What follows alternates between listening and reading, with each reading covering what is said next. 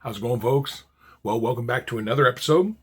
This is actually, we've cleared quite a few. I'm actually at 15 episodes, which means we're actually past the halfway point in Spurgeon's lectures. Now, it might seem a little odd if you're catching up, you're not going from the beginning, because this Spurgeon Read My Way episode 15, is lecture 12. And you may, if you're catching up here, you go, wait, there's 28 lectures in Spurgeon's lectures to my students. So how can you be over halfway if you've only on lecture 12? Well, that's because I actually did a couple out of order. If you've been going along from the beginning, you know that I've done, I believe it's 3. I'm not 100% sure, but I know it's at least 3. And that would put us, I think that puts us about right. I did, for my first 2 episodes, well, the first episode I did, of course, was the first one. I did the Minister Self-Watch. I did the very first episode, the very first chapter. But then I went on to cover his lectures on street preaching, open-air preaching, because that's my passion as an evangelist and open-air preacher. So I covered those 2 episodes. And then I had been listening to an audiobook done about from lectures to my students. And I really liked I was caught by the term ministers with slender apparatus. And you may go, what is that about? About thin preachers or something? No, it's not about that. He does deal with that in other places. But no, it was about ministers with not a big library, basically. Not a lot of resources. And I just thought it was so appropriate for the day and age we lived in. And even though I'm still here doing this, I could have done it in order. In fact, it would actually be the next one in order. If I was going after this one, would be that one. But I've already done it. But ministers of slender apparatus, speaking to men who don't necessarily have a big library. And Spurgeon's encouragement and help for those who don't, but encouraging those who help provide for a pastor, help them to build those libraries. So anyway, that's what that was about. I thought of it in this day and age when so many men are big into buying lots of books. I mean, I have my own, I like to get a book here and there. But so many are obsessed with having these big libraries. And of course, the joke is having these huge libraries and not necessarily reading them, but owning the books and seeing cool books and buying them. Well, of course, I'm reading from one really cool book, the lectures to my students. And what I'm still, maybe one day we'll give away, who knows. I still have the brand new copy, hardbound special edition of Spurgeon's lectures to my students that my plan was to give it away if I ever hit 100 subscribers on Patreon. I've never even come close to that, so I don't know if I ever will. I plan to finish this, like I said, to finish lectures to my students regardless, because I'm reading the book, and I've just felt I'd hope it'd be a blessing for other people to hear it as well. And so one way or another, it'll be out there. It's on all kinds of different venues. It's on YouTube. You can pick it up there, of course, and whatever, if there's any commercials or anything you have to deal with, that's the deal with that. Those who have paid on Patreon get the episodes earlier and without any commercials as they get listed there on Patreon, as well as the bonus episodes and things like that, which is what comes into the 2,200 quotations from Spurgeon I read there, as well as from morning and evening, and just get a little more insight into general life and me as those close and deciding to support me and the podcast in that way. So I've got that going on. And again, may one day give this away, who knows? And but until then, and continuing, I will read through lectures to my students, and Lord willing, barring catastrophe, my untimely demise or something, we will finish the lectures to my students. And if that ends up being the end of Spurgeon Read My Way, so be it. It may be, but so we're a little over halfway there is what I'm saying today as we move into, even though it sounds weird with lecture 12, we are more than halfway there as far as episodes I've recorded. But without too much further ado, as I like to say, let's get into lecture 12, the minister's ordinary conversation. Our subject is to be the minister's common conversation when he mingles with men in general, and is supposed to be quite at his ease. How shall he order his speech among his fellow men? First and foremost, let me say, let him give himself no ministerial airs, but avoid everything which is stilted, official, fussy, and pretentious. The Son of Man is a noble title. It was given to Ezekiel and to a greater than he. Let not the ambassador of heaven be other than a son of man. In fact, let him remember that the more simple and unaffected he is, the more closely he will resemble that child man, the holy child, Jesus. There is such a thing as trying to be too much a minister and becoming too little a man. Though the more of a true man you are, the more truly you be a servant of the Lord should be. Schoolmasters and ministers have generally an appearance peculiarly their own, in the wrong sense. They are not as other men are. They are too often speckled birds, looking as if they were not at home among the other inhabitants of the country, but awkward and peculiar. When I have seen a flamingo gravely stalking along, an owl blinking in the shade, or a stork demurely lost in thought, I have been irresistibly led to remember some of my dignified brethren of the teaching and preaching fraternity, who are so marvelously proper at all times that they are just a shade amusing. Their very respectable, stilted, dignified, important, self-restrained manner is easily acquired. But is it worth acquiring? Theodore Hook once stepped up to a gentleman who was parading the street with a great pomposity and said to him, "Sir, are you not a person of great importance?" And one has felt half inclined to do the same with certain brethren of the cloth. I know brethren who, from head to foot, in garb, tone, manner, necktie, and boots, are so utterly parsonic that no particle of manhood is visible.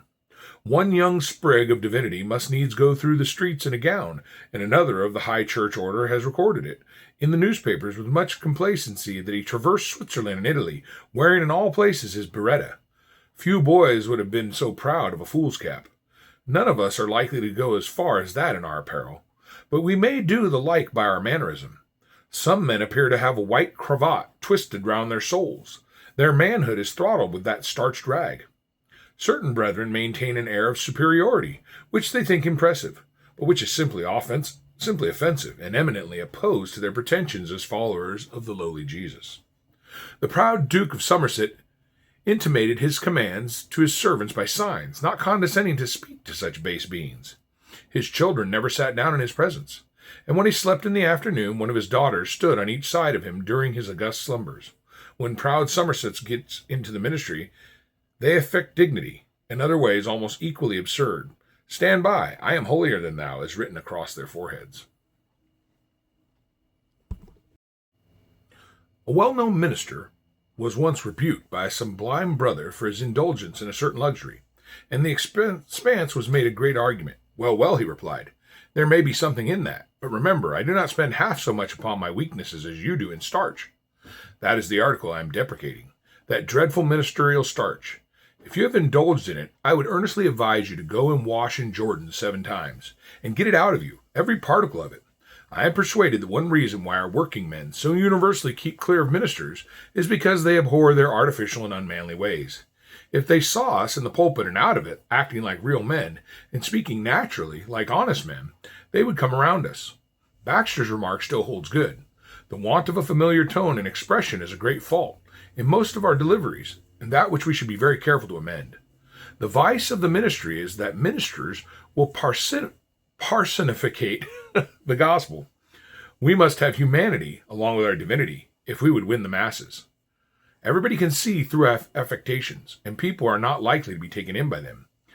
Fling away your stilts, brethren, and walk on your feet. Doff your ecclesiasticism, and array yourselves in truth. Still a minister, wherever he is a minister, and should recollect that he is on duty. A policeman or a soldier may be off duty, but a minister never is. Even in our recreations, we should still pursue the great object of our lives, for we are called to be diligent in season and out of season. There is no position in which we may be placed, but the Lord may come with a question, "What doest thou here, Elijah?" And we ought to be able to once answer, "I have something to do for thee even here, and I am trying to do it." The bow, of course, must be at times unstrung, or else it will lose its elasticity. But there is no need to cut the string. I am speaking at this time of the minister in times of relaxation, and I say that even then he should conduct himself as the ambassador of God, and seize opportunities of doing good. This will not mar his rest, but sanctify it. A minister should be like a certain chamber which I saw at Beaulieu in the New Forest, in which a cobweb is never seen. It is a large lumber room, and is never swept, yet no spider ever defiles it with the emblems of neglect. It is roofed with chestnut, and for some reason, I know not what, spiders will not come near that wood by the year together. The same thing was mentioned to me in the corridors of Winchester School. I was told, "No spiders ever come here." Our minds should be equally clear of idle habits. Our public rests for porters in the city of London, you may read, the words "rest, but do not loiter," and they contain advice worthy of our attention. I do not call the dulce far niente laziness. There is a sweet doing of nothing, which is just the finest medicine in the world for a jaded mind. When the mind gets fatigued and out of order, to rest it is no more idleness than sleep is idleness, and no man is called lazy for sleeping the proper time. It is far better to be industriously asleep than lazily awake. Be ready to do good even in your resting times and in your leisure hours, and so be really a minister, and there will be no need for you to proclaim that you are so. The Christian minister out of the pulpit should be a sociable man. He is not sent into the world to be a hermit or a monk of the trap. It is not his vocation to stand on a pillar all day above his fellow men like that of bare-brained Simon Stylites of olden time. You are not to warble from the top of a tree like an invisible nightingale, but to be a man among men, saying to them, I also am as you are, in all that relates to man. Salt is of no use in the box. It must be rubbed into the meat, and our personal influence must penetrate and season society. Keep aloof from others. How can you benefit them? Our master went to a wedding and ate bread with publicans and sinners, and yet was far more pure than those sanctimonious Pharisees, whose glory was that they were separate from their fellow men. Some ministers need to be told that they are of the same species as their hearers. It is a remarkable fact that we may as well state it, that bishops, canons, archdeacons, prebendaries, rural deans, rectors, vicars, and even archbishops are only men after all, and God has not railed off a holy corner of the earth to serve as a chancel for them, to abide therein by themselves. It would not be amiss if there could be a revival of holy talk in the churchyard and the meeting yard. I like to see the big yew trees outside our ancient churches with seats all around them. They seem to say, sit down here, neighbor, and talk upon the sermon. Here comes the pastor. He will join us, and we shall have a pleasant holy chat. It is not every preacher we would care to talk with, but there are some with whom one would give a fortune to converse with for an hour. I love a minister whose face invites me to make him my friend, a man upon whose doorstep you read, Salve, welcome, and feel that there is no need of that Pompeian warning, Cave Canem. Beware of the dog. Give me the man around whom the children come, like flies around a honeypot. They are first-class judges of a good man. When Solomon was tried by the Queen of Sheba as to his wisdom, the rabbis tell us that she brought some artificial flowers with her beautifully made and delicately scented, so as to be facsimiles of real flowers. She asked Solomon to discover which were artificial and which were real. The wise man bade his servants open the window, and when the bees came in, they flew at once to the natural flowers and cared nothing for the artificial. So you'll find that children have their instincts, and discover very speedily who is their friend, and depend upon it, the children's friend is one who will be worth knowing. Have a good word to say to each and every member of the family, the big boys and the young ladies and the little girls and everybody. No one knows what a smile and a hearty sentence may do. A man who is to do much with men must love them, and feel at home with them. An individual who has no geniality about him had better be an undertaker and bury the dead, for he will never succeed in influencing the living. I have met somewhere with the observation that to be a popular preacher one must have bowels. I fear that the observation was meant as a mild criticism upon the bulk to which certain brethren have attained, but there is truth in it. A man must have a great heart if he would have a great congregation. His heart should be as capacious as those noble harbors along our coast, which contain sea room for a fleet. When a man has a large, loving heart, men go to him as ships to a haven, and feel at peace when they have anchored under the lee of his friendship. Such a man is hearty in private as well as in public. His blood is not cold and fishy, but he is warm as your own fireside. No pride and selfishness chill you when you approach him. He has his doors all open to receive you, and you are at home with him at once. Such men I would persuade you to be, every one of you.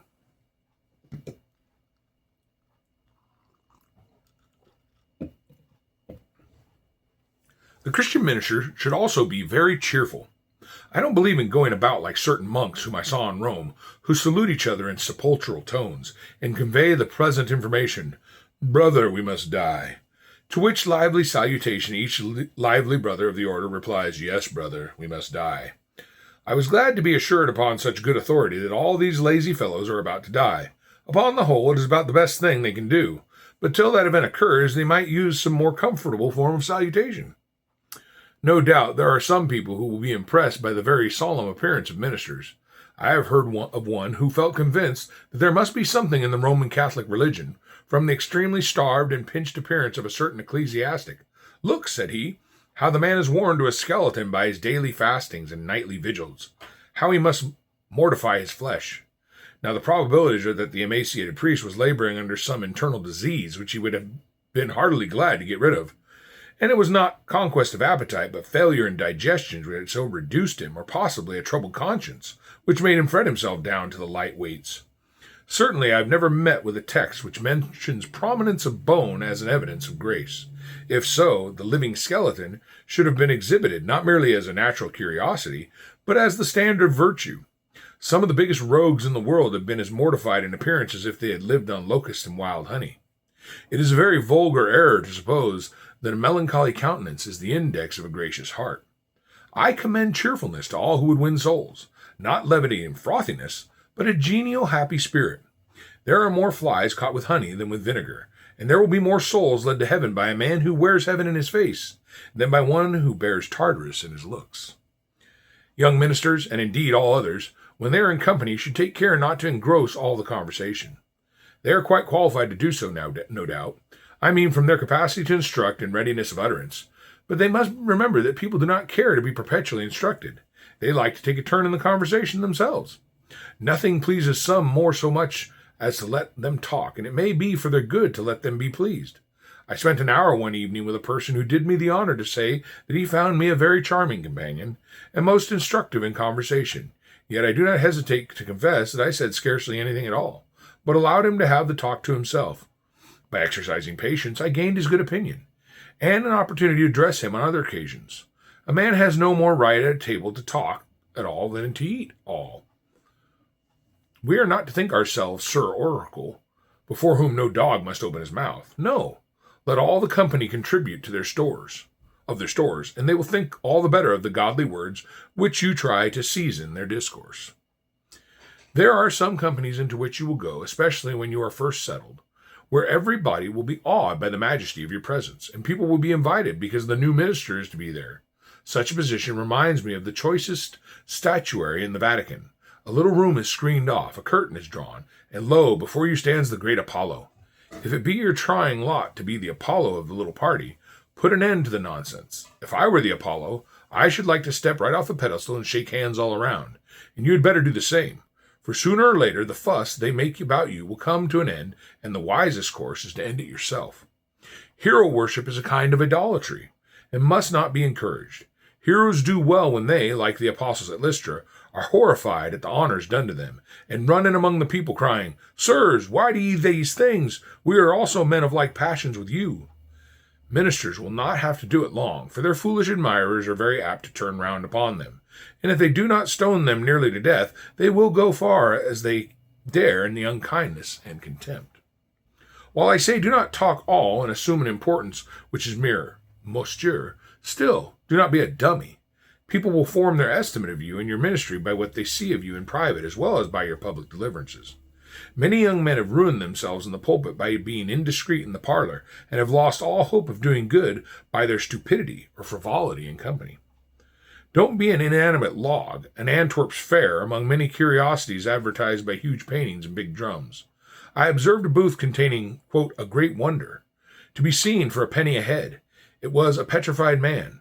I did not expend the amount required for admission, for I had seen so many petrified men for nothing, both in and out of the pulpit, lifeless, careless, destitute of common sense, and altogether inert, though occupied with the weightiest business which man could undertake. Try to turn the conversation to profitable use. Be sociable and cheerful and all that, but labor to accomplish something. Why should you sow the wind or plow a rock? Consider yourself, after all, as being very much responsible for the conversation which goes on where you are, for such is the esteem in which you will usually be held, that you will be the helmsman of the conversation. Therefore steer it into a good channel. Do this without roughness or force. Keep the points of the line in good order, and train will run on your rails without a jerk. Be ready to seize opportunities adroitly, and lead on imperceptibly in the desired track.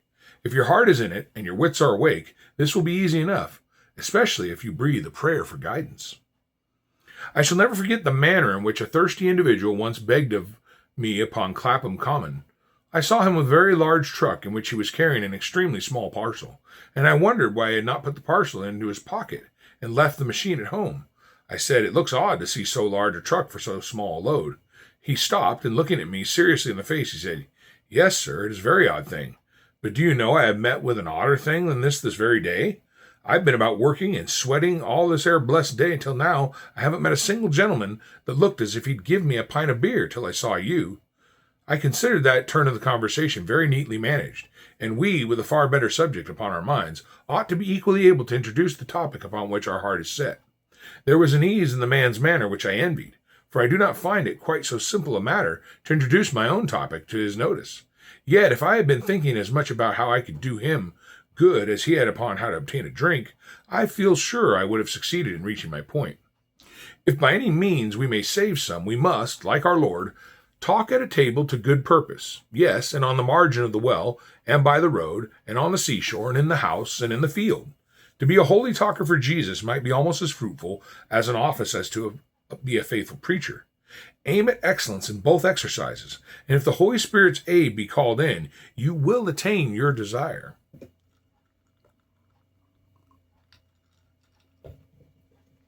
Here, perhaps, I may insert a canon, which nevertheless I believe to be quite needless, in reference to each one of the honorable brethren whom I am now addressing. Do not frequent rich men's tables to gain their countenance, and never make yourself a sort of general hanger-on at tea parties and entertainments.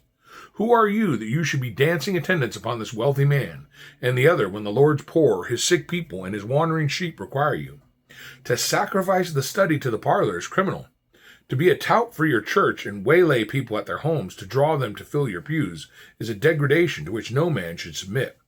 To see ministers of different sects fluttering round a wealthy man like vultures round a dead camel is sickening. Deliciously sarcastic was that famous letter from an old and beloved minister to his dear son upon his entrance into the ministry. The following extract, from which hits our present point, it is said to have been copied from the Smelfungus Gazette, but I suspect our friend Paxton Hood knows all about its authorship. Keep also a watchful eye on all likely persons, especially wealthy or influential, who may come to your town. Call upon them and attempt to win them over by the devotions of the drawing-room to your cause. Thus you may most efficiently serve the master's interests. People need looking after, and the result of a long experience goes to confirm my conviction, long cherished, that the power of the pulpit is trifling compared with the power of the parlor. We must imitate and sanctify by the word of God and prayer the exercises of the Jesuits. They succeeded not by the pulpit so much as by the parlor. In the parlor you can whisper, you can meet people on all their little personal private ideas. The pulpit is a very unpleasant place. Of course, it is the great power of God and so on, but it is the parlor that tells, and a minister has not the same chance of success if he be a good preacher as if he is a perfect gentleman. Nor in cultivated society has any man a legitimate prospect of success if he is not, whatever he may be, a gentleman. I have always admired Lord Shaftesbury's character of St. Paul and his characteristics, that he was a fine gentleman, and I would say to you to be a gentleman, not that I need say so, but am persuaded that only in this way can we hope for the conversion of our growing wealthy middle class.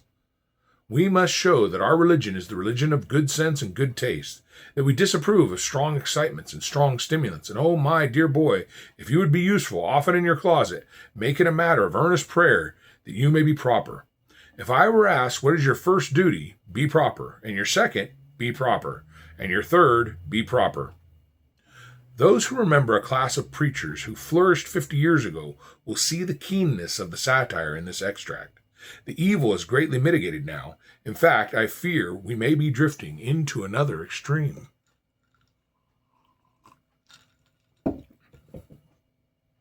In all probability, sensible conversation will sometimes drift into controversy, and here many a good man runs upon a snag. The sensible minister will be particularly gentle in argument. He, above all men, should not make the mistake of fancying that there is force in temper and power in speaking angrily. A heathen who stood in a crowd in Calcutta, listening to a missionary disputing with a Brahmin, said he knew which is right, though he did not understand the language. He knew that he was in the wrong, who lost his temper first. For the most part, that is a very accurate way of judging. Try to avoid debating with people. State your opinion, and let them state theirs.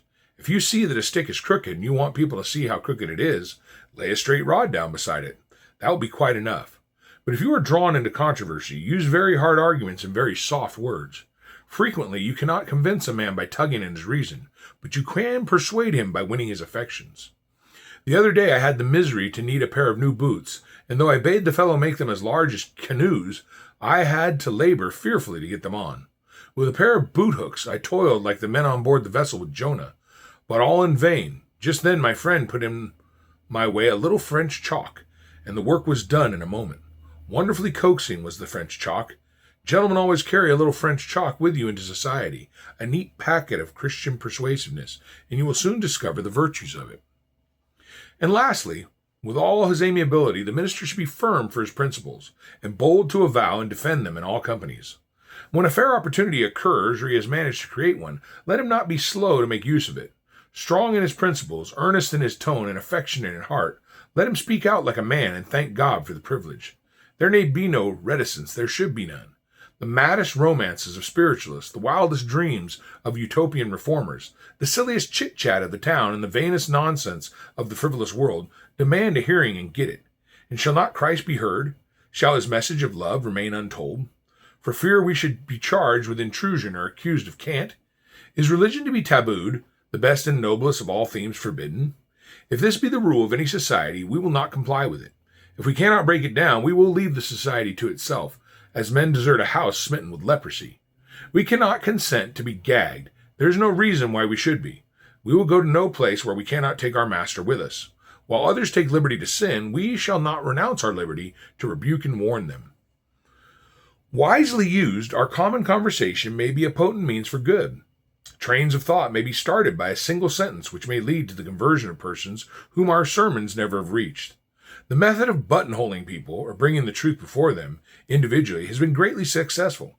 This is another subject, and can hardly come under the head of common conversation, but we will close by saying that it is to be hoped that we shall never, in our ordinary talk, any more than in the pulpit, be looked upon as nice sorts of persons whose business it is to make things agreeable all around, and who never by any possibility cause uneasiness to anyone, however ungodly their lives may be. Such persons go in and out among the families of their hearers and make merry with them, when they ought to be mourning over them. They sit down at their tables and feast at their ease, when they ought to be warning them to flee from the wrath to come. They are like that American alarum I have heard of, which was warranted not to wake you if you did not wish it to do so. Be it ours to sow, not only on the honest and good soil, but on the rock and on the highway, and at the last great day to reap a glad harvest. May the bread which we cast upon the waters in odd times and strange occasions be found again after many days. That's the end of Lecture 12. If you notice a glitch in this, it's because it seems so familiar to me. I thought I've never paused, put a stop in the middle of the video. I'm going to try to seamlessly connect it. Probably see a little click there somewhere, but I was about 7 minutes in or so, and I'm like, man, I feel like I've read this. I had to go back and look, and I don't think I have. Pretty sure I have not read this lecture before. So I will stick those two video clips together with no break, hopefully, and hopefully it'll mesh together good. I definitely had a stop at a paragraph, and I'll pick up the next paragraph. Should work well, but sorry for that little break there. But again, I'm not an editor. I've edited a lot of video, but I don't have a lot of time and ability to get something super duper with this, but it should be flow smooth enough, and hopefully it won't be even noticeable, especially if you're listening rather than watching. So anyway, I hope you enjoyed this lecture, and so a little preview, the plan when I get to it next. Lecture 13, like I said, I already covered ministers with the slender apparatus, so we'll be moving on to lecture 14, which will be next. They have a little break in between these lectures, a bunch of illustrations they show in here, and then on to lecture 14, which will be the Holy Spirit in connection with our ministry. So that will be the next lecture I do.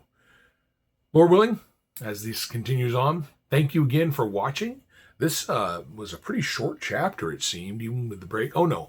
There it is. I'm looking at the time. So it still seems shorter. It'll be about a 30-something minute show here.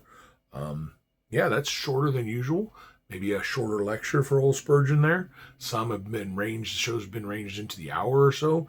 But I always aim at just a little bit of commentary and the lecture. And so there it is. This lecture total combined coming in at about 30 minutes. Pray you're blessed by it. Whether you are watching it on YouTube, picking it up on Patreon, or whether you are watching it, listening to it on one of the many different streaming platforms. It goes out through Spotify and Apple Music, and I think it's Apple Music, Amazon, pretty much all the big ones it's out there on. So if you're watching this on YouTube and you like to just pick up the audio and listen to it sometime, check it out on Spotify, Amazon Music, all over the place. So it's out there. Anyway, thank you again for tuning in. Thank you for watching, listening to Spurgeon Read My Way. I pray you are blessed and you are just this much closer to Jesus because of what Spurgeon has written, and I've been able to be blessed to read to you. Anyway, God bless you. See you next time. Bye now.